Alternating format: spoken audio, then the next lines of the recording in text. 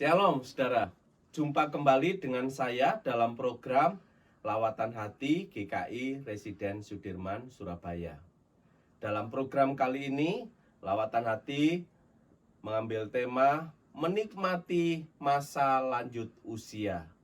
Nah saudara, pertanyaannya, apa yang akan kita nikmati di masa lanjut usia itu? Atau apa yang akan kita nikmati di dalam kehidupan ini secara keseluruhan atau pada umumnya? Sebelum kita merenungkan itu, saya mengajak kita memperhatikan satu bagian firman Tuhan yang terdapat di dalam Mazmur 17 ayatnya yang ke-8. Bunyinya demikian. Peliharalah aku seperti biji mata, sembunyikanlah aku dalam naungan sayapmu. Saudara, Mazmur 17 ini diberi judul diburu dengan tak bersalah.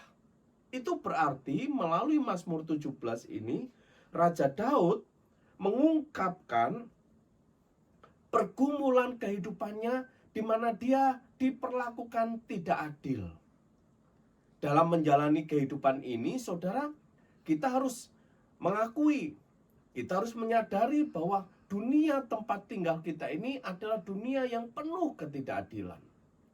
Lalu bayangkan, dari waktu ke waktu, dari tahun ke tahun, kita mengalami ketidakadilan dan kemudian ketika kita lanjut usia, saudara, ketidakadilan demi ketidakadilan itu kemudian menumpuk.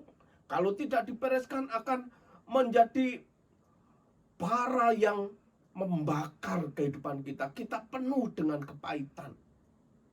Lalu pada waktu seperti itu, saudara, kebanyakan orang ketika merasakan ketidakadilan, merasakan kepahitan dalam hidup ini, banyak orang yang kemudian marah kepada Tuhan dan kemudian menganggap Tuhan tidak ada.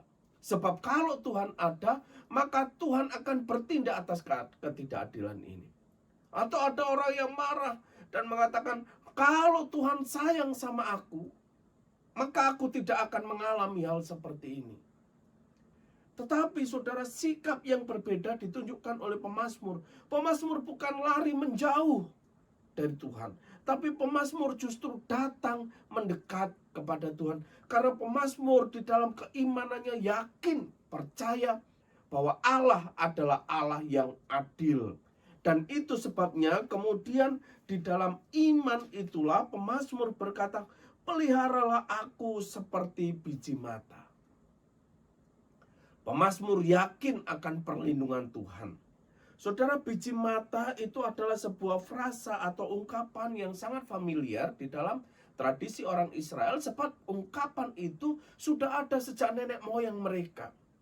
Pada waktu bangsa Israel keluar dari Mesir, pada waktu bangsa Israel sedang mempersiapkan diri memasuki tanah Kanaan, saudara, Musa berpesan kepada bangsa Israel itu di dalam Ulangan pasal 32 ayat 10 dikatakan, didapatinya dia di suatu negeri di padang gurun, di tengah-tengah ketandusan dan auman padang belantara. Dikelilinginya dia dan diawasinya, dijaganya sebagai biji matanya.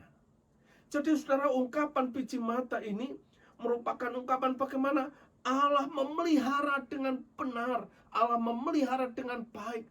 Biji mata itu adalah sesuatu yang sangat berharga. Bangsa Israel di dalam Ulangan pasal 32 ayat 10 tadi digambarkan berada di dalam suatu situasi yang penuh dengan ancaman. Ada frasa yang mengatakan mereka berada di tengah-tengah ketandusan. Hidup di ketandusan tidak mudah, saudara. Ada banyak pergumulan di sana.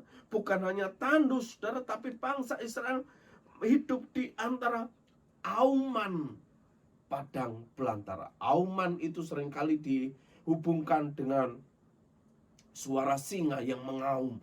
Dan itu menunjukkan adanya ancaman, sesuatu yang siap untuk membahayakan kehidupan kita. Tapi Tuhan di tengah-tengah pergumulan itu, di tengah-tengah kesulitan itu, Tuhan menjaga Israel sebagai biji matanya. Nah, saudara sekalian, ini satu ungkapan yang luar biasa, bukan?